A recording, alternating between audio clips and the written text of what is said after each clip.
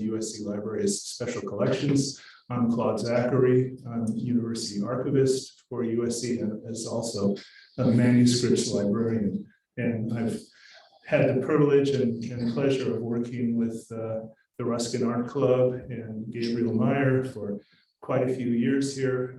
We were able to facilitate bringing in the Ruskin Art Club archives, and it's been a pleasure to host activities that were sponsored by the Art Club and the yearly lecture that we're going to be looking forward to this evening. So I just want to take just a brief moment in silence to honor the passing of Her Majesty Queen Elizabeth II, who had just an incredible 70 years of keeping the crown and the continuity and the honor of the British people and the British monarchy. And so it's just a very touching moment for us, as well as, of course, the members of the UK. So just a moment of silence.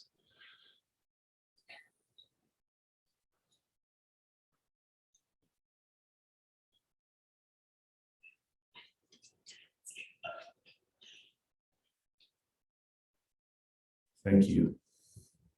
So I'd like to begin by introducing our host this evening, Gabriel Meyer. Gabriel is a distinguished poet journalist and an award-winning foreign correspondent who has lived and worked throughout the Mideast, the Balkans, and East Africa. He is especially acclaimed for his coverage of the first Palestinian Intifada and of the Bosnian War. His reporter's diary on the civil war in Sudan, the book entitled War and Faith in Sudan, won the Forward Magazine 2006 Book of the Year Award for essays. He was awarded an honorary doctorate in recognition of his work as a journalist by the Dominican School of Philosophy and Theology at UC Berkeley in 2017 and by Lancaster University in the UK this year in 2022. He has published poetry and 2 novels and a large-scale nonfiction work, The Testimony of Stones, a biography of Jerusalem's Church of the Holy Sepulchre, is awaiting publication. Gabriel has been involved with the historic Ruskin Art Club since 1998 and currently serves as its executive director. He has lectured widely on Ruskinian themes, most recently at Notre Dame University, where he delivered the 2nd annual Ruskin Lecture sponsored by the Riley Center for Science, Technology, and Values on Ruskin and Ecology this past February. His essay, Ruskin and the California Dream, appears in the latest edition of the Ruskin Review published by Lancaster University. He is also a proud companion of the Guild of St. George. So, Gabriel.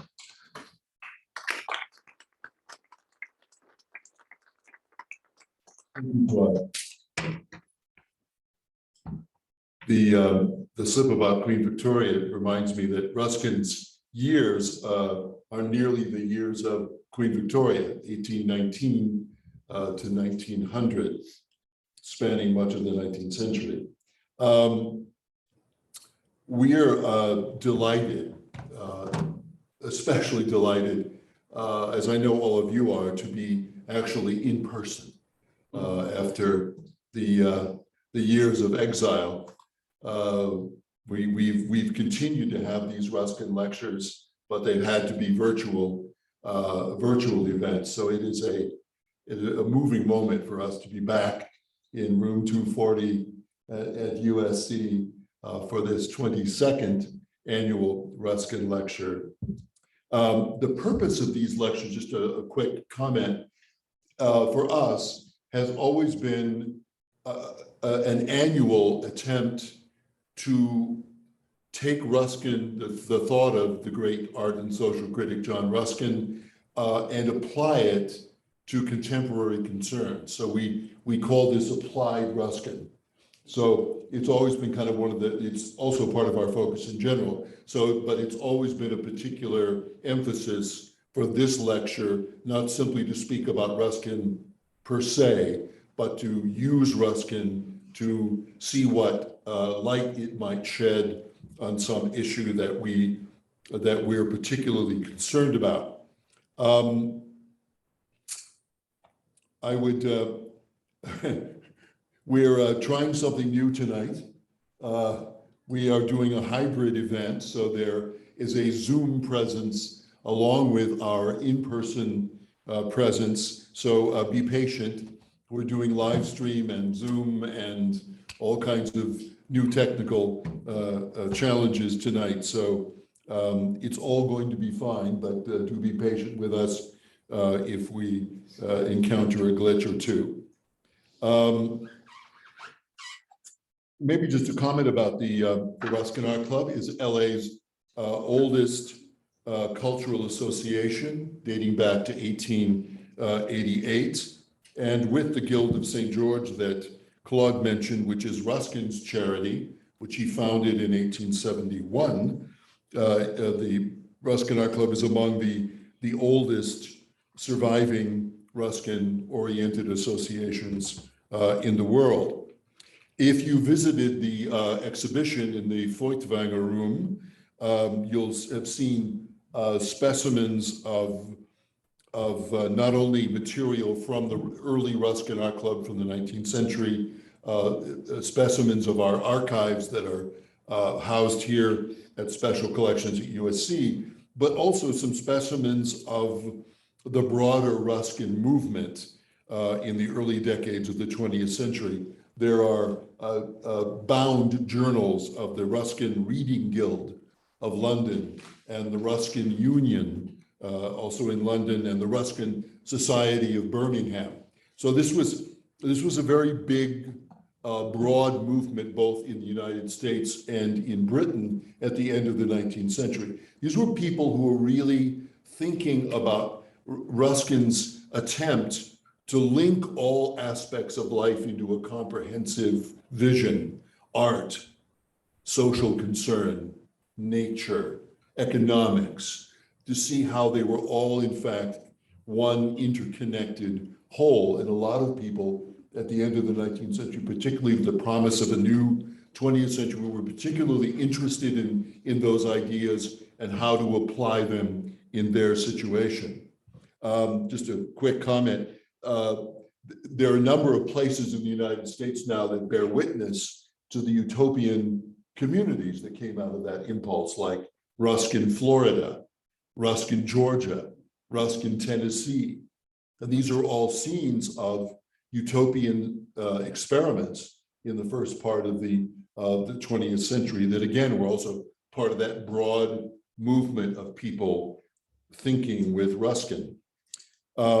It's safe to say that among the works in Ruskin's prodigious output, his book Unto This Last is one of the most influential and most influential both in terms of the early movements and even today. In 1860, Ruskin shocked his audiences with an apparently abrupt change of subject and an equally abrupt change of tone. It was only an apparent shift from art criticism to economics, because those themes are really apparent in all of Ruskin, even going all the way back to The King of the Golden River, his children's story. The themes of social justice and economic justice are always present in Ruskin, even when he's talking about art.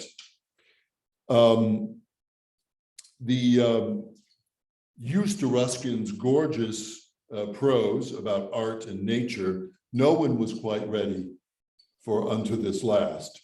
With these 4 sober essays on political economy, published in Cornhill magazine in 1860, and as a book in 1862, Ruskin's critique of laissez-faire capitalism of his day so shocked his contemporaries that Thackeray, the editor of Cornhill magazine, suspended publication of the essays after only 4 of them, 7 had been scheduled to be published, and wouldn't publish anymore after the the fourth essay because there was such a violent reaction against what Ruskin was saying. So I thought it might not be out of place when we're talking about capitalism and a possible post-capitalist future, to maybe just read one of the most famous passages in Unto This Last from the essay Ad Valorem on value. I'm quoting now. I desire in closing the series of introductory papers so to leave this one great fact clearly stated. There is no wealth but life. Life, including all its powers of love, of joy, and of admiration. That country is the richest, which nourishes the greatest number of noble and happy human beings. That man is richest, who, having perfected the functions of his own life to the utmost, has also the widest helpful influence, both personal and by means of his possessions, over the lives of others. A strange political economy, but it's the only one, nevertheless, that ever was or can be. All political economy founded on self-interest, being but the fulfillment of that which once brought schism into the policy of angels and ruin into the economy of heaven. Of course, that quote participating in the title of tonight's lecture, the economy of heaven, the reference there clearly to the revolt of Lucifer and his angels, all of which brings us to this evening's lecture. Professor Eugene McCarraher is the professor of humanities and history at Villanova University. He has taught at Rutgers, the University of Delaware, and Princeton. In addition to publishing scholarly articles, he has also written many essays and book reviews for the Baffler, the Chicago Tribune, Commonweal, Dissent, The Nation, In These Times, the Hedgehog Review, and Raritan.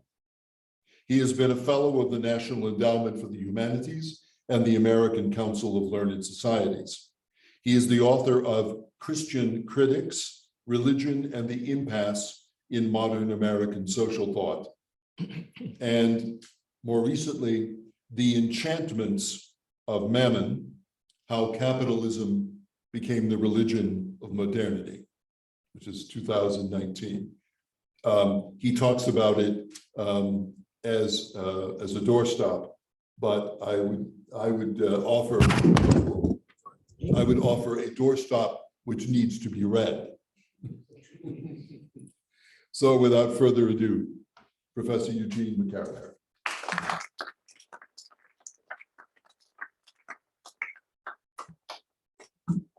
Well, thank you, Gabriel. I want to say that in addition to being a doorstop, the book could also be used to do bicep curls if you're so inclined. I want to thank Gabriel, and thanks to everyone here, and also those of you out there on live stream or Zoom for taking time out to come this evening. I'd also like to thank Gabriel and the Ruskin Art Club for the honor of giving the 2022 Ruskin Lecture. I also want to thank Tyson Gaskell and Tim Ho for doing the technical work of this. I first read Ruskin over 30 years ago as a graduate student who stumbled upon his work quite by accident while reading about British and American socialists. I knew that he was an art historian, but I had no idea that he was also a sage and even a prophet. And little did I know that his work would prove to be so inspiring to my own. Now, some might wonder if I should also thank Standard Oil. As Gabriel has been ferrying me around the city for the last couple of days, I've been reminded of just how thoroughly marinated the history of California is in oil and in oil money, which is a tale that's been told, of course, in journalism and history and film, from Ida Tarbell's expose of Standard Oil to Kevin Starr's Material Dreams to Paul Michael Anderson's There Will Be Blood. Of course, as John Rockefeller himself once said, God gave me my money. So I guess we should all be thanking the Almighty for this as well, which is why I want to begin by dwelling for a moment on the opening pages of Unto This Last, which Gabriel read, which in my view contain one of the pithiest and most incisive and most devastating critiques of capitalist economics ever written. I think in some ways that it is more pithy and more incisive than everything you read in Das Kapital. If Thomas Carlyle had dubbed economics the dismal science, Ruskin went in one better and denied that economics is a science at all. He granted that what was then called political economy had what he stated was a, quote, plausible idea at the root of it. In other words, the platitude now transformed into the foundation of a science that people act out of self-interest. True, Ruskin conceded, but also trite, partial, and degrading. A human being, Ruskin reminded his readers, is, quote, an engine whose motive power is a soul. And the force of this very peculiar agent enters into all the political economists' equations and falsifies every one of their results, end quote. Thus, Ruskin airily declared his indifference to the banalities of the dismal pseudoscience.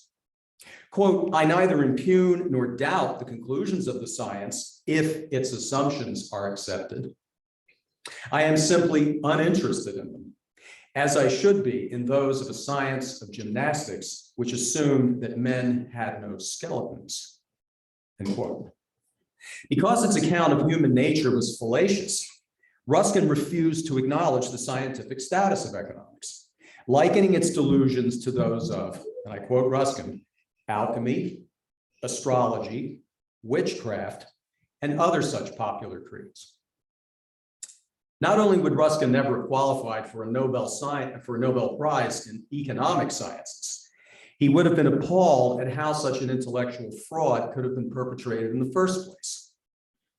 Of course, as Gabriel reminds us, the Victorian intelligentsia of his day didn't see things quite so clearly. Indeed, Ruskin's incompetence in political economy was angrily denounced in his own lifetime. When the 4 essays that comprise Unto This Last first appeared in the Cornwall magazine, edited by William Makepeace Thackeray, they were, as Ruskin put it gingerly, reprobated in a violent manner. The argument one reviewer wrote was full of, quote, windy hysterics and intolerable twaddle, delivered in the tones of a, quote, a mad governess, end quote. That diatribe set both the tone and most of the substance of all subsequent dismissals of Ruskin's forays into political economy. With his dudgeon against industrial capitalism and his fondness for medieval culture, Ruskin was easily vilified as a raving, nostalgic Tory, an art critic and historian out of his depth who should stay in his bailiwick. Perhaps the most acerbic indictment is that of Ludwig Mises, the Sauron of neoliberal economics, who excoriated Ruskin in terms that most economists would undoubtedly affirm today. Ruskin, Mises charged in 1956, was, quote, one of the grave diggers of British freedom, civilization, and prosperity, as well as, quote, a bigoted detractor of markets, a know-nothing who, quote, slandered economics, and he was, quote, a romantic eulogist of the guilds. Oh, and he hated railways too. I cite Mises because he's an intellectual godfather of neoliberalism, the enfeebled but still dominant consensus among North Atlantic political elites. Emmanuel Macron is probably the most prominent and unrepentant neoliberal politician in the West, even though you may have noticed that in the last couple of months, he has announced plans to nationalize one of France's major utility companies. Just a few days ago, Liz Truss, who is more Thatcherite than Thatcher, became Prime Minister of Britain, and she is now talking about gas and electricity rate freezes. And I think it's fair to say that the leadership of the Democratic Party, most of whom can trace their ideological roots back to the 1980s and 1990s, remain infected by the virus of neoliberalism. A good many intellectuals still deny that neoliberalism is a thing. The favorite swear word of the left, as New York Magazine's Jonathan Chait once complained. But I think it's clear that neoliberalism is a thing. And I'm going to spend some time this evening sketching what it is, why it rests on dubious and even pernicious assumptions about the nature of the world and the nature of human beings, and how Ruskin both challenges those assumptions and points us in the direction of a more humane and generous and ecologically sensible political economy.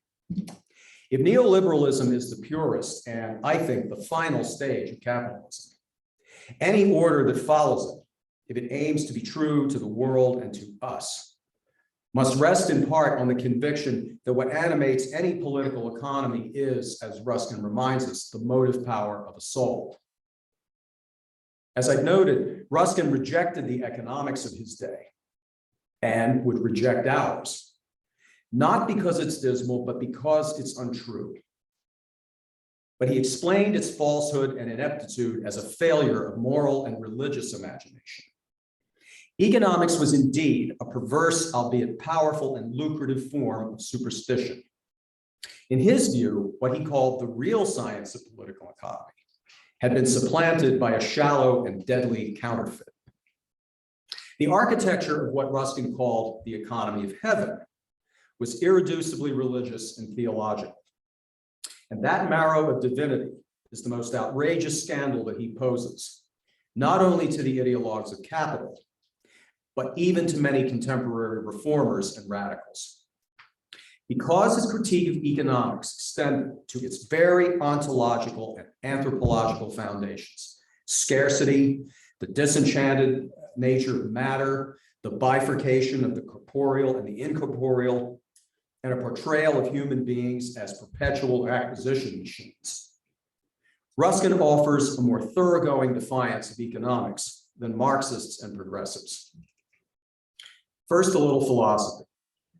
A fair number of the students I teach in my humanities courses at Villanova are in the business school. So when I assign excerpts from unto this last, I take a certain delight in pointing out to them that for their first day or two in the business school, they're actually attending a philosophy class, disguised as an introductory economics course.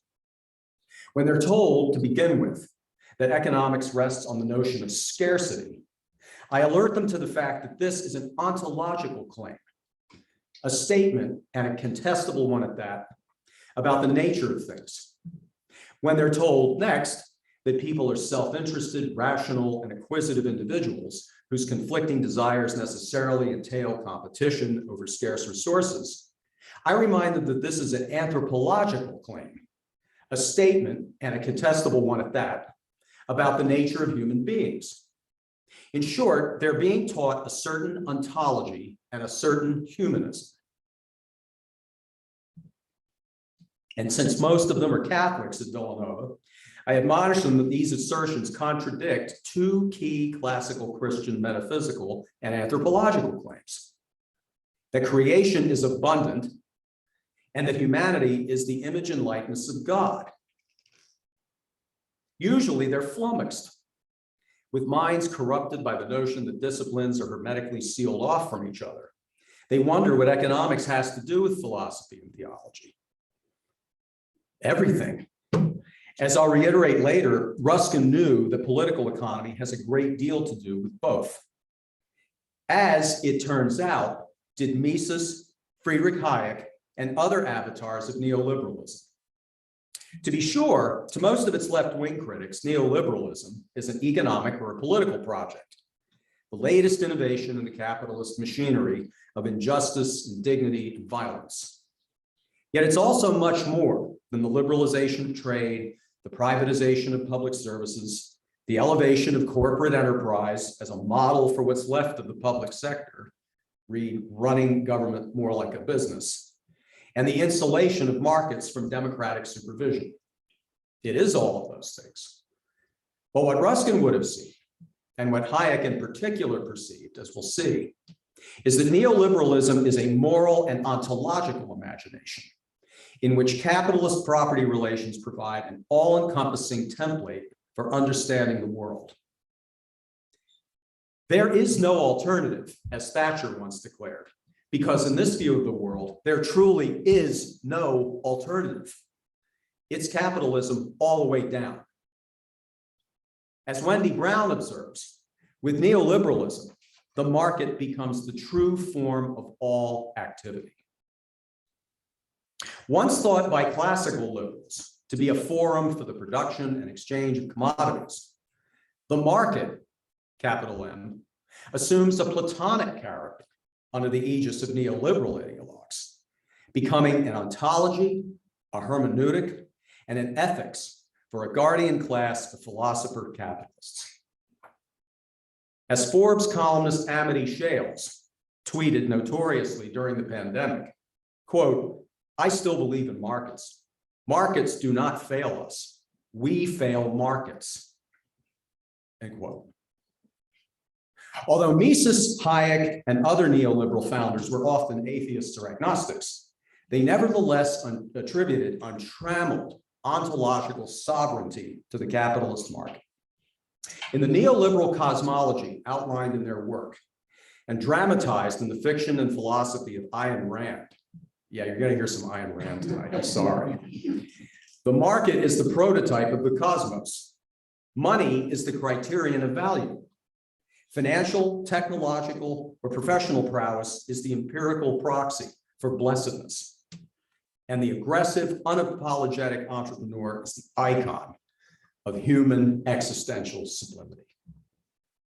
Mises and Hayek fused hostility toward the strictures of traditional religion with obescent reverence for the market. Mises, for example, sought to discredit any form of opposition to the economics and morality of capitalism, including Christianity. Mises argued that since Jesus and his disciples had displayed, quote, resentment against the rich, then, quote, a living Christianity cannot exist side by side with capitalism. That's Mises. An agnostic who valued religion only for the penumbra of sanctity that it cast over private property and the patriarchal family, Hayek contended that, quote, the morals preached by prophets and philosophers, end quote, had inhibited the expansion of capitalism. Modern civilization arose, he continued, only through, quote, the disregard of these indignant moralists, end quote. Yet Mises and Hayek's account of political economy featured an ontological status for money and the market every bit as robust and fundamental as that of the god of medieval scholasticism. Mises, for instance, gruffly restated the principle of scarcity, that ontological premise of every introductory economics course. Quote, nature is not bountiful but stingy, end quote. He reasoned that nature's parsimony both imposed the necessity of economizing and required the evaluation of economies by competitive and monetary standards. In short, nature is capitalist. Without money and competitive markets enlivened and disciplined by money, quote, there would be no means of determining what was rational, end quote. Furthermore, since without money, it is, according to Mises, quote, impossible to speak of rational production, rational defined as profit-making, then socialist or other forms of production, quote, could never be directed by economic considerations. Because a socialist society would allocate goods and labor according to a different criterion of value, it could not be rational in Mises' view. As with commodities, so with people. By the calculus of pecuniary rationality, quote, man deals with other people's labor in the same way he deals with all scarce material factors of production, as a resource bought and sold on the market, end quote. I should add that in addition to bemoaning Ruskin's influence, Mises also dismissed Ruskin's art criticism, asserting that, quote, judgment about the merits of a work of art is entirely subjective, end quote. There is no criterion of aesthetic value, Mises maintained, other than money. Quote, the valuations actually manifested by people in buying or not buying a work of art. Think Jeff Koons. Mises' argument about production and about Ruskin's aesthetics pivot on the transfiguration of reason through the alchemy of money. If money determines both the value and the rationality of production, then both morality and reason are pecuniary. Now, Mises, to his credit, was well aware of the moral revolution this stance entailed, a transvaluation of values through which economic growth and capital accumulation achieved the status of categorical imperatives. Economics, Mises declared, is, quote, the philosophy of human life and action, as well as the pith of civilization and of man's human existence, end quote. Crowning economics as the king of the sciences, Mises announced that it comprised the foundation of, quote, all the moral, intellectual, technological, and therapeutic achievements of the last few centuries, end quote. Those are pretty audacious claims for the science of economics. Though less pugnacious, Hayek was more philosophically agile. The praise often lavished on Hayek, by the way, a winner of the Nobel Prize for Economic Sciences. This praise has stemmed in large measure from his contempt for the epistemological pretension that he discerned among socialists and social democrats, their hubris in believing that economies could be planned and regulated through reasoned political intervention. To his many admirers, Hayek's brilliance and wisdom derived from his insistence on the virtues of humility and ignorance, which allowed the efflorescence of what he considered to be a, quote, spontaneous order without the ineptitude of government. Yet, as we'll see, Hayek himself contended that this spontaneous order was designed by capital and the state, and that its fabrication must be concealed from the general population. A masterpiece in the annals of sophistry, Hayek's neoliberal ontology of spontaneous order was the latest noble lie in a lineage of recondite mendacity stretching back to the very Platonic origins of Western philosophy. It's worth noting that Leo Strauss, the reactionary champion of Plato, was one of Hayek's colleagues at the University of Chicago. Now, Hayek distinguished between what he calls cosmos, this impartial and spontaneous order, and what he calls taxis, premeditated, masterful, human regulation and artifice. The utterly unpredictable contingency of cosmos represented what, in his words, was a higher supra-individual wisdom, the wisdom of the universe, as it were, more sagacious than any person or group, no matter how intelligent or well-informed. Indeed, Hayek dismissed any appeals to rational comprehension of this cosmos or spontaneous order. Quote, we normally do not know who knows best, he held, and so we should leave decisions to, quote, a process we do not control. Baked ontologically into the nature of things, this indeterminacy had only one meaning for economics. Planning was impossible because it rested on the arrogant and fallacious belief that, quote, reason is capable of directly manipulating all the details of a complex society, unquote. Against the impudence of planners and bureaucrats, Hayek posed the happy ignorance of market competitors who acted with a modest sense of, quote, how little the individual participants need to know in order to be able to take the right action, end quote. What Hayek lauded in his classic, The Road to Serfdom, as, quote, the impersonal and seemingly irrational forces of the market, became, when raised to this ontological register, the secular spirit of historical progress. Quote, it was men's submission to the impersonal forces of the market that in the past has made possible the growth of civilization, end quote. Now, Hayek's attribution of ontological status to the indeterminacy of the unregulated market is key to understanding not only his praise of ignorance as a virtue, but his ill-concealed antipathy to democracy. He condemned all attempts by government to disseminate knowledge about market conditions as, quote, an incomplete and therefore erroneous rationalism, end quote. He objected to democratic restrictions of the market, not only because he dismissed the intellectual qualifications of ordinary citizens, but because it amounted, in his view, to a futile act of ontological insolence. As Ned Beatty's character, Arthur Jensen, yells in Network, "You are meddling with the primal forces of nature." Quote, "There is not much reason to believe that if at any one time the best knowledge which some possess were made available to all, the result would be a much better society," end quote. Often applauded for his allegedly judicious reminder of the limitations of human reason, Hayek's aspersions on rationality are actually designed to discredit any efforts to exert popular control over the power of capital. Beneficent when held by capitalists or financiers or technicians, quote, "the best knowledge which some possess," somehow becomes nefarious when employed to regulate business and technology in the interest of a democratic society. "It is at least possible in principle," he mused in 1967, "that a democratic government may be authoritarian."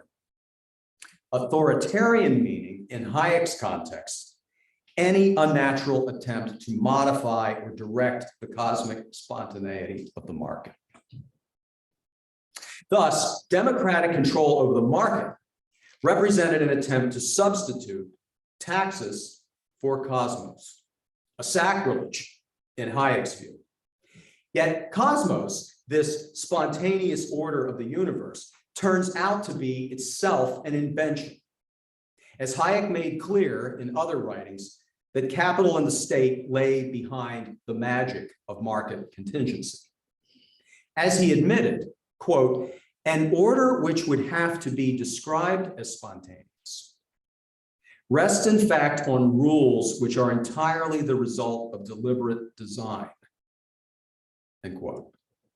In other words, cosmos is nothing more than taxes, obscured by philosophical palaver about spontaneity.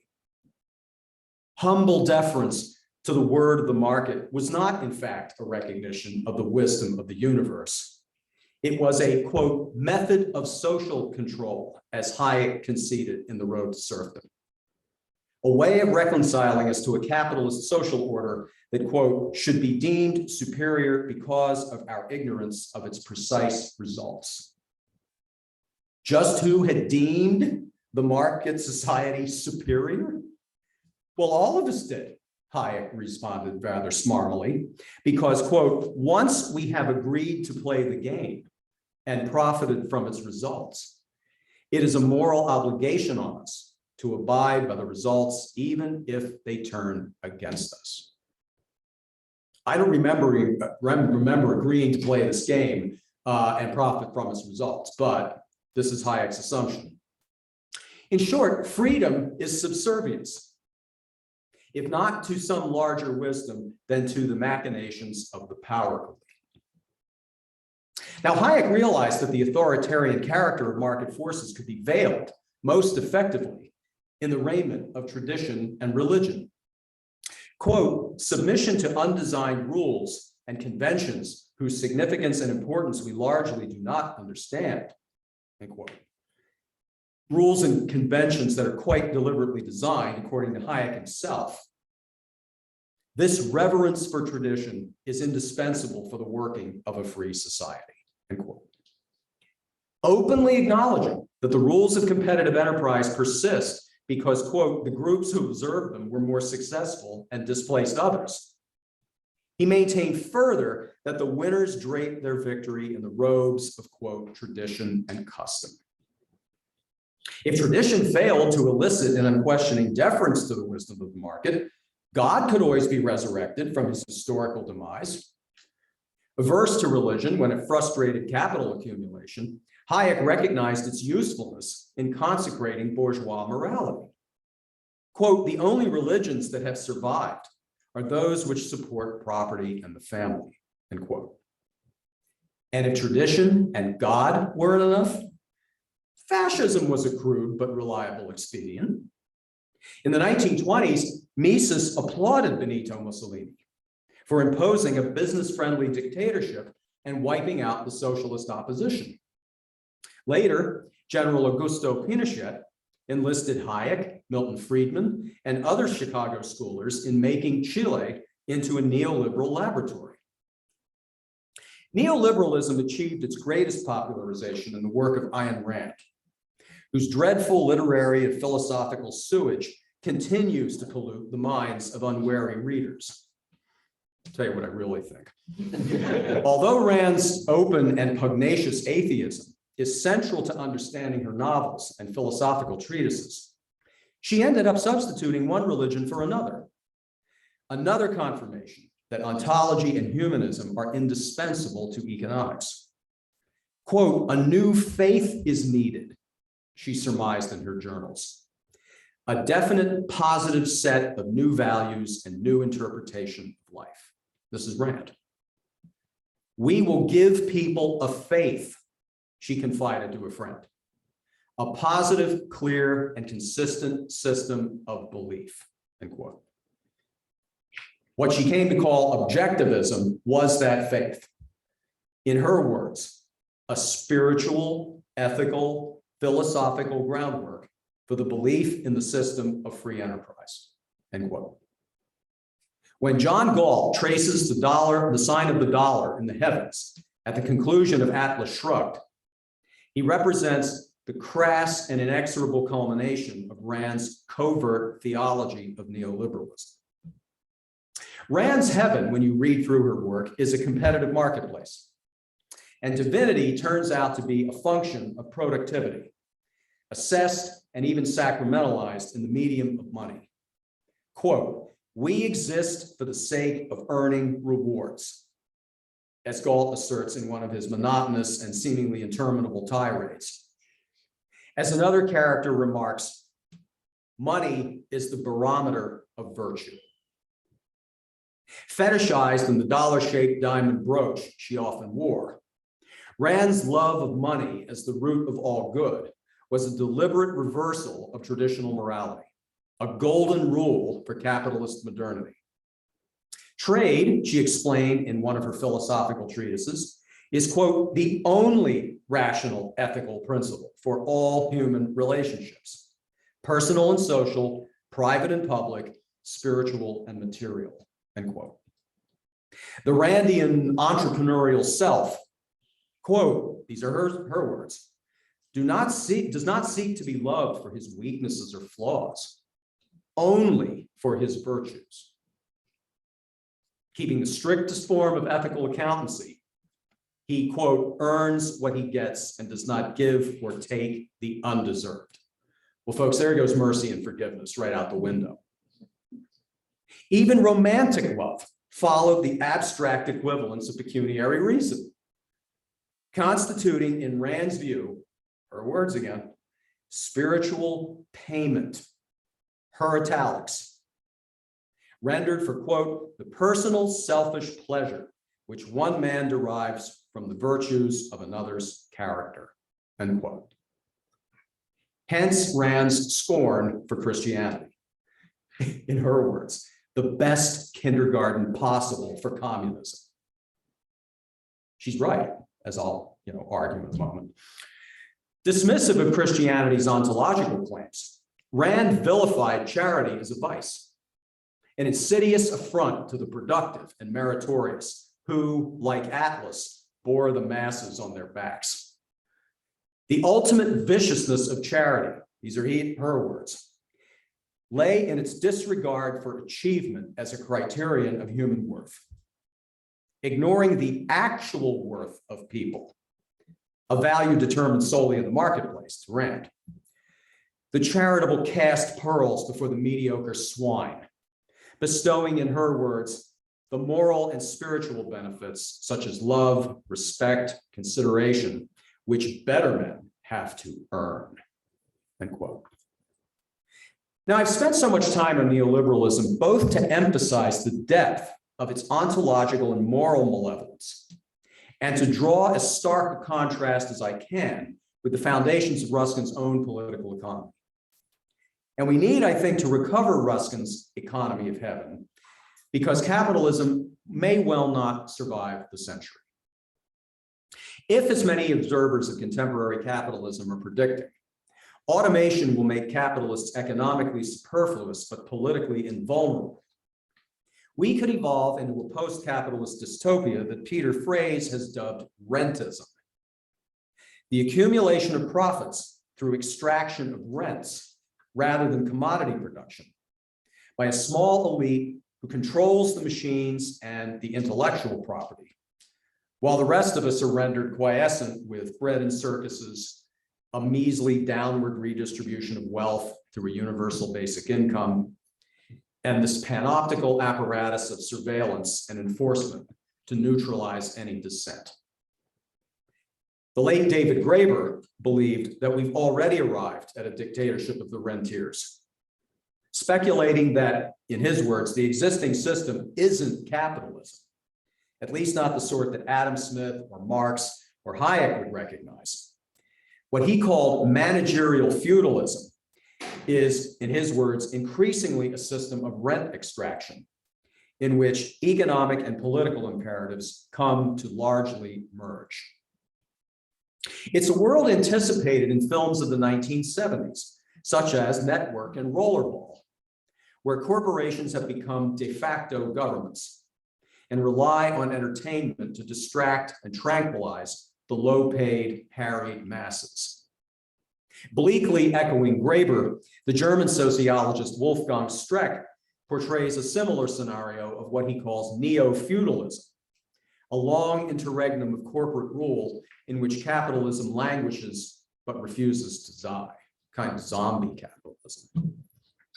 Now, the ecological consequences of neoliberal capitalism are certainly increasingly undeniable, and were vaguely foreseen, if not predicted by Ruskin himself in the storm cloud of the 19th century, that phantasmagorical and prescient volume, which is so prescient precisely because it's so phantasmagorical.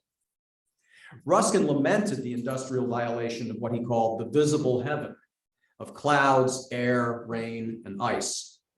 Since the earth was composed of matter and spirit, our sins infected the natural world. There was no mere poetic affectation in Ruskin's observations that the clouds were full of bitterness and malice, in his words, that the poisonous smoke billowing from English factories consisted in part of, in his words, dead men's souls, or that the climate bore traces of, in his word, iniquity.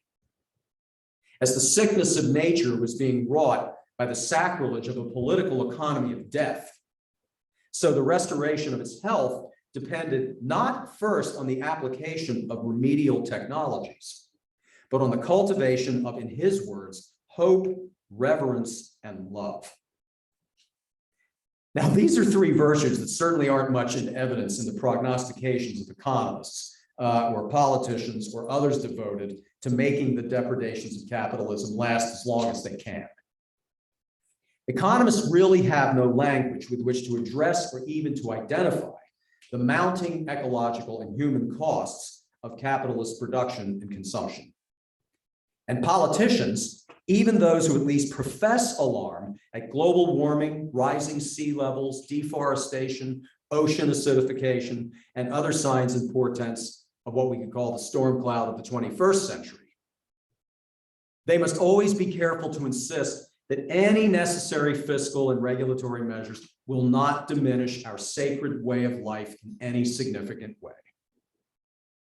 Indeed, because it relies primarily on the soul rather than on instrumental reason, Ruskin's therapy for a bedeviled planet seems quaint and even retrograde, when the most popular response to ecological trauma is a battery of technological fixes. It's bad enough that so many Americans deny the scientific evidence of climate change, itself an anodyne and denatured term, reflective of the void at the heart of the administrative ethos. It's global warming, not climate change. What's also dispiriting is that even those respectful of empirical reality exhibit little sense of the scope and magnitude of the changes necessary in our lives. Driving eco-friendly cars, installing more efficient light bulbs, sorting the trash more wisely, funding innovations in geoengineering. These and other rights of green consciousness comprise the latest fashion in bourgeois moralism. But even cumulatively, they amount to little in the way of fundamental transformation. As with income inequality, there's another decaffeinated term, Americans want change without changing too much. The preservation of the American way of life remains paramount, even in the face of mounting evidence that that way of life is itself part of the problem. Indeed, the most sensitive oracles of planetary tribulation insist that we need not just new modes of production, but a whole new conception of our place in nature. As Naomi Klein asserted in This Changes Everything, we need nothing less than, quote, a new civilizational paradigm. Alas, Klein realizes, in her words, post-Enlightenment Western culture does not offer a roadmap for how to live that is not based on an extractivist, non-reciprocal relationship with nature, end quote. Yet Klein herself has no place for hope, reverence, and love in that paradigm, and neither does David Wallace Wells, whose volume, The Uninhabitable Earth, offers probably the most alarming account of the planet's future. Quote, we have not yet developed anything close to a religion of meaning around climate change that might comfort us or give us purpose in the face of possible annihilation, he writes. Of course, he continues, there are religious fantasies to escape the body and transcend the world, end quote. Now, I think it's both depressing and exasperating when religion in quotes, is once again pilloried as indifferent and even hostile to the flesh and the material world. And especially when it's identified with transcendence, always a rhetorical cipher for some amorphous sense of dissatisfaction with reality. It's on this terrain of moral and religious imagination that I think Ruskin is especially indispensable. I can't recount my argument here, but I contend in The Enchantments of Mammon that Ruskin's social and economic criticism represents a prophetic anti-capitalist lineage of romanticism, capital R. As Michael Walzer might remind us, the prophet is the ancestor of what we today call the social critic. Exemplified in figures such as Blake, Wordsworth, Carlyle, Ruskin, and William Morris, right down to Lewis Mumford and John Berger and many contemporary Greens. Romanticism, I hold, is the modern heir to the sacramental imagination of medieval Christianity. The lingering but still powerful belief that one could, in Blake's words, see the world in a grain of sand and heaven in a wild flower. Hold infinity in the palm of your hand and eternity in an hour. Ruskin's romantic sacramental imagination is evident throughout his work, both before and after what Ruskin aficionados know as his slow unconversion from evangelical Protestantism. In my view, Ruskin had assumed the role of prophet and moralist well before unto this last, and he practiced his vocation in a recognizably religious idiom. From his earliest art criticism in the 1840s to his later speculations on the climate, Ruskin wrote of natural beauty as an enchanted sacramental emblem of divinity.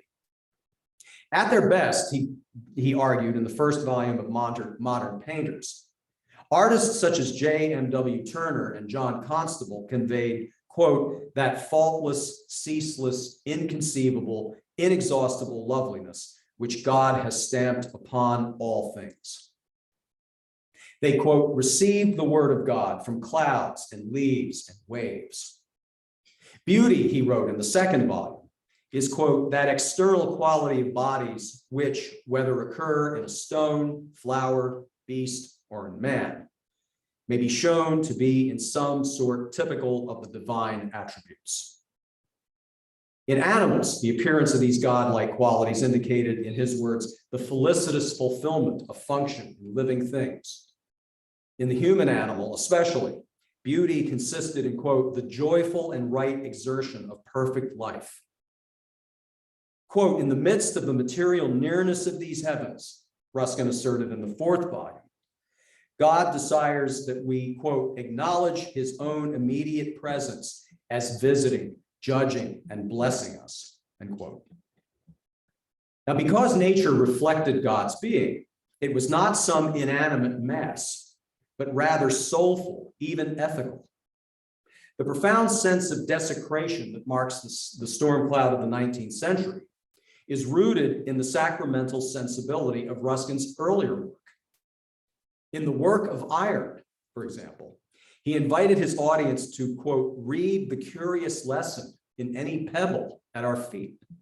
Quote, you look upon it as if it were earth only. But to Ruskin, this pebble possessed, quote, a kind of soul. And if it could speak, it would inform us that, quote, I am not earth. I am earth and air in one. Part of that blue heaven which you love and long for is already in me, end quote. Similarly, rust for Ruskin was, quote, not a fault in iron, but a virtue in his words. For in the process of oxidation, quote, it fulfills its most important functions in the universe and most kindly duties to mankind, end quote. Quote, softening from its merciless hardness, it falls into fruitful and beneficent dust, end quote. To Ruskin, the material world was reflective of divinity and bore the trademark of its creator. Now, this sacramental ontology was the foundation of Ruskin's equally sacramental humanism. As he affirmed in volume 2 of Modern Painters, the, quote, function of a human being is, quote, the full comprehension and contemplation of the beautiful as a gift of God. Similarly, the use and function of a person is to be, quote, the witness of the glory of God and to advance that glory by reasonable obedience and resultant happiness, end quote. Quote, the direct manifestation of deity to man is in his own image, that is, in man, he avowed in volume 5. The soul of man is a mirror of the mind of God, a mirror dark, distorted, and broken, in his words, but reflective nonetheless of divinity. The broken grandeur of humanity was Ruskin's touchstone of judgment in his renowned screed in the Stones of Venice against the industrial division of labor. There, the artisan becomes Ruskin's icon of human divinity, and his philippic against mechanization turns on a portrayal of artisanal excellence as fundamentally sacramental, the material poetry, in a way, of a being created in the image and likeness of God. Now, these irreducibly religious convictions about humanity and the natural world were the basis for Ruskin's claim in Unto This Last that the political economy of his time, the evolutionary ancestor of today's neoliberalism, was a direct contravention of Christianity. When Ruskin mused that he knew, quote, no previous instance in history of a nation's establishing a systematic disobedience to the first principles of its professed religion, end quote, those first principles were theological. The mammon service, as he called it, that characterized laissez-faire capitalism exhibited, quote, an idolatry abhorred of the deity. The moral evil of avarice arose from a perverse religious veneration. Thus, Ruskin's volley of insults against classical economics, alchemy, astrology, witchcraft, was much more than rhetorical flourish. In his view, it was proper categorization. So if for Marx or Max Weber, capitalism is the accelerating and iconoclastic dynamo of secular modernity, for Ruskin, it embodies a metamorphosis of the sacred, a perverse enchantment of the world. Ruskin clearly feared that secularization, as we've come to call it, was really just a capitalist form of idolatry, a re-enchantment or re-sacramentalization conducted under the auspices of money and capital. In his book, The Political Economy of Art, for example, Ruskin described the day of a typical capitalist as a regimen of spiritual discipline. Quote, "The worship of mammon," he began, "is conducted with a tender reverence and an exact propriety. The merchant rises to his mammon prayers with the self-denial of an anchorite, and he asks forgiveness for the distractions that may keep him from his mammon vespers." Later, in Munera Pulveris, Ruskin asserted that far from a secular denial of the supernatural, capitalism has its own ensemble of gods and sacraments and spiritual devotions. "We have indeed a nominal religion," he wrote, "to which we pay tithes of property and sevenths of time. But we have also a practical and earnest religion, to which we devote 9/10 of our property and 6/7 of our time." The deity of this true Victorian faith was what he called the goddess of getting on, whose ideal of malicious collision and competition, he wrote in Time and Tide, is the most insolent and wicked form of blasphemy. Ruskin reviled these evangelo-Malthusian pieties and reproached the evangelical bourgeoisie for its covetous sanctimony. "You sit smiling at your serene hearths," as he described pious merchants and manufacturers in the work of iron, "listing comfortable prayers evening and morning, and counting your pretty Protestant beads, which are flat and made of gold, instead of round and of ebony, as the monks once were." Against the rationalistic and calculating enchantment of capitalism, Ruskin declared it unto this last that everything, quote, "reaches into the infinite," and that the earth is resplendent with what he called amazement, that we live by and in the measureless and unfathomable wonder of God. In other words, the world is, as Gerard Manley Hopkins later would put it, charged with the grandeur of God. The infinite amazement, as he put it, of existence entailed the re-enchantment of the dismal science. Ruskin's revisions of political economy clearly hinged on this sacramental principle. Convinced that abundance, not scarcity, is the basic ontological fact of creation, and that matter is sacramental, not dumbly finite, Ruskin showed how real science could permit us a glimpse of what he called the economy of heaven, the economy we would build if we realized the world reaches yet into the infinite. For Ruskin, the soul named the effort of incarnate beings to reach into the infinite.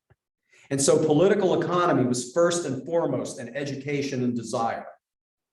Quote, "The desire of the heart is the light of the eyes." I have to tell you, when I read unto this last, that's where he had me. As soon as I read that line. The true science of production instructs us first, according to Ruskin, not how to maximize profits, but how to, quote, "desire and labor for the things that lead to life, and to scorn and destroy the things that lead to destruction." Life meant not merely biological existence, but the exuberant flourishing of all of our powers of love, of joy, of admiration. Thus, Ruskin's renowned declaration that, quote, "there is no wealth but life," and his invaluable distinction between wealth and ilth, both stemmed from a sacramental economics in which life is the efflorescence of divinity. Now, Ruskin's subsequent avowals of communism make sense only within the context of this sacramental economics.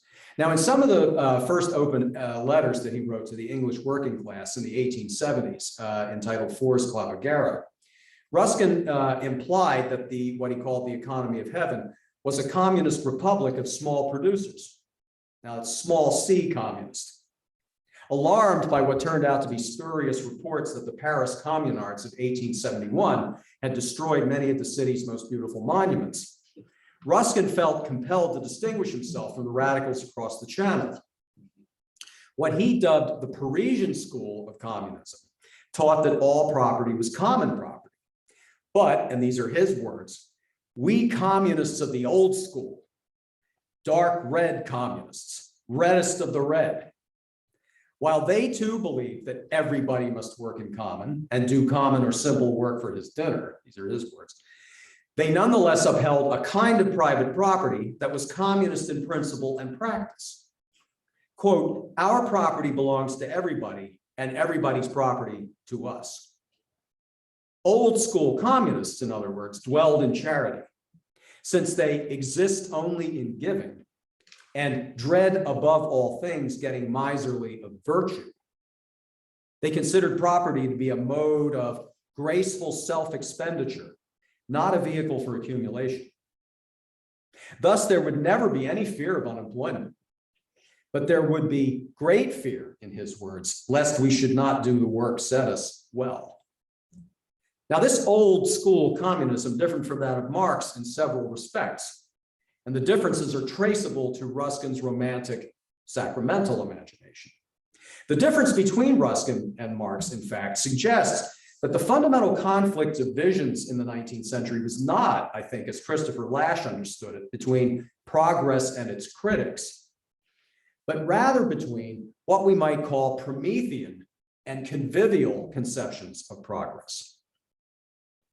Ruskin repudiated Promethean notions of progress and innovation, all of which appeared in the light of amazement as megalomaniacal and destructive illusions. Since to Ruskin, all finite things reach into the infinite, and since the line between heaven and earth was so thin as to be almost indiscernible, the world did not need improvement in the rhetoric of the 19th century, so much as loving nurturance of its possibilities.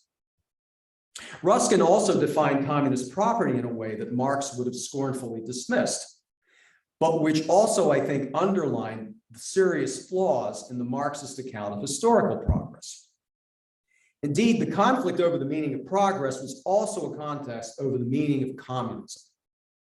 Modern communism has always had a twofold character: as a form of property, common ownership, and as a principle of morality, from each according to ability, to each according to need.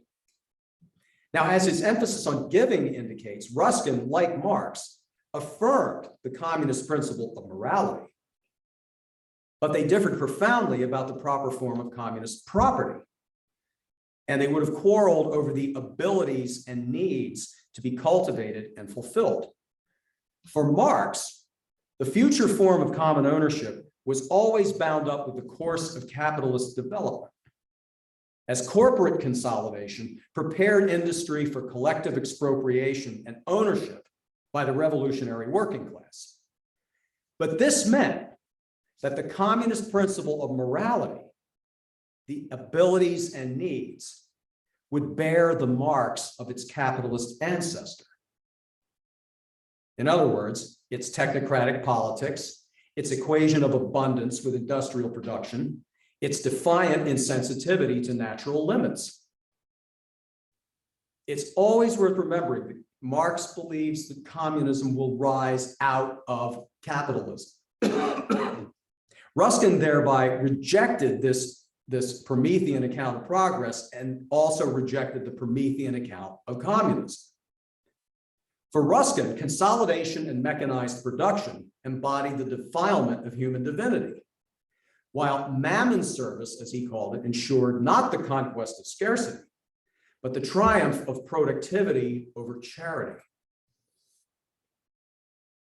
Resisting what he considered the fraudulently progressive march of Promethean forms of capitalism and modernity, Ruskin countered that communism, in his view, could thrive with a non-accumulative, convivial form of property. Now, even if one doesn't reject common ownership, Ruskin's ideal of communism remains invaluable. After 2 centuries of Promethean techniques and its irreparable ecological impact, the bitterness and malice that Ruskin detected in nature seems less like a dyspeptic projection and more like the groaning of a world in peril. A more convivial economy and techniques, more attuned to the earth's amazement, must now be adopted as a necessity.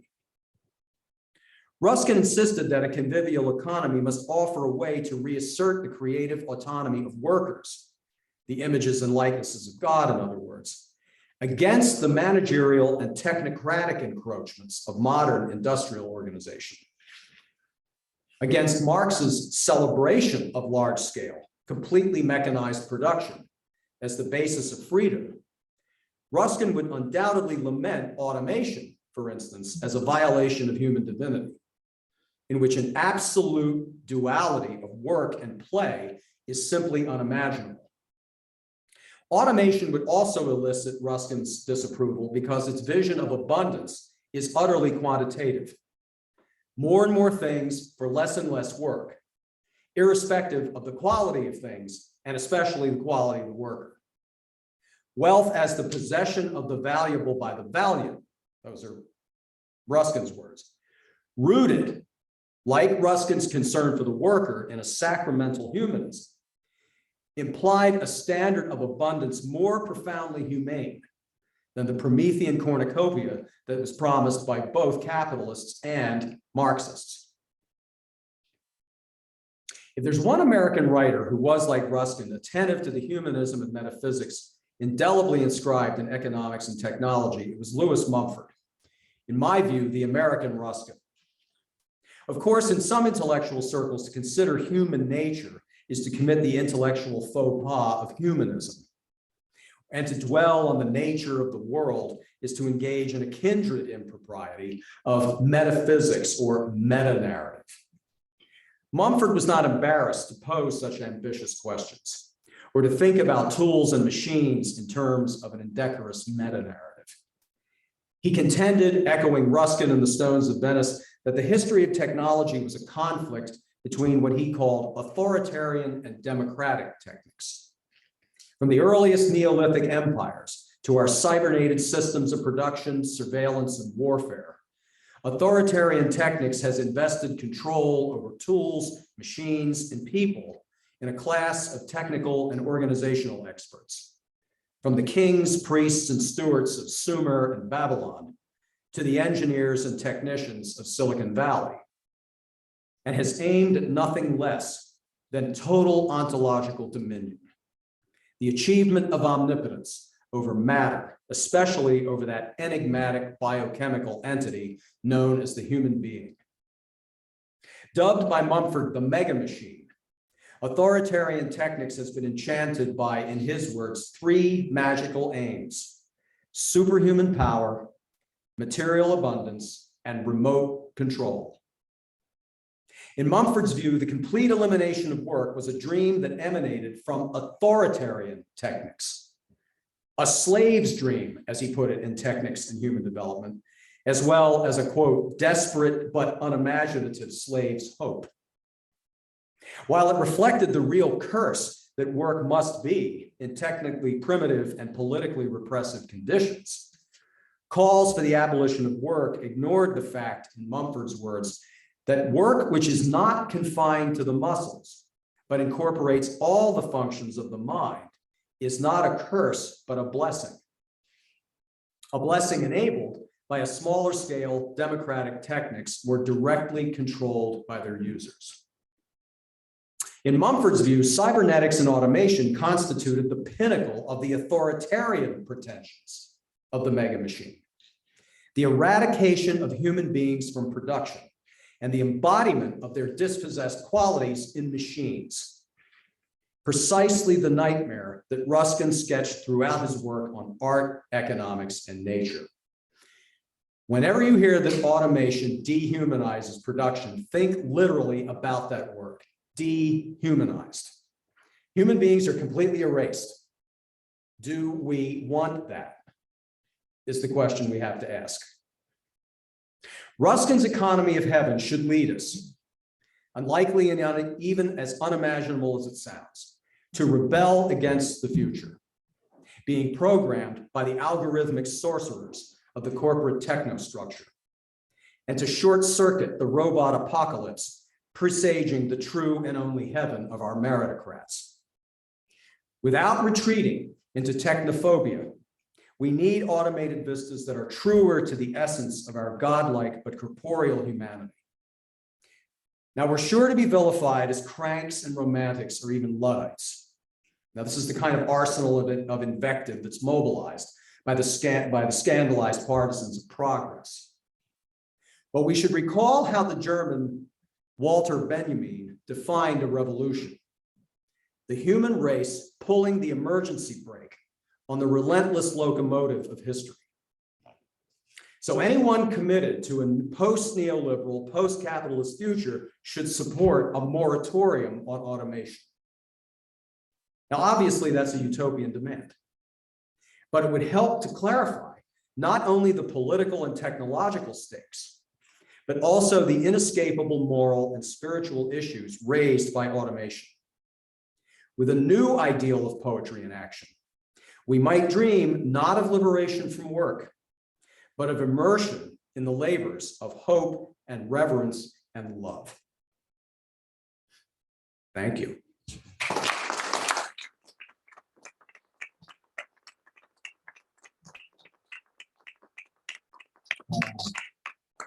I'm supposed to take questions from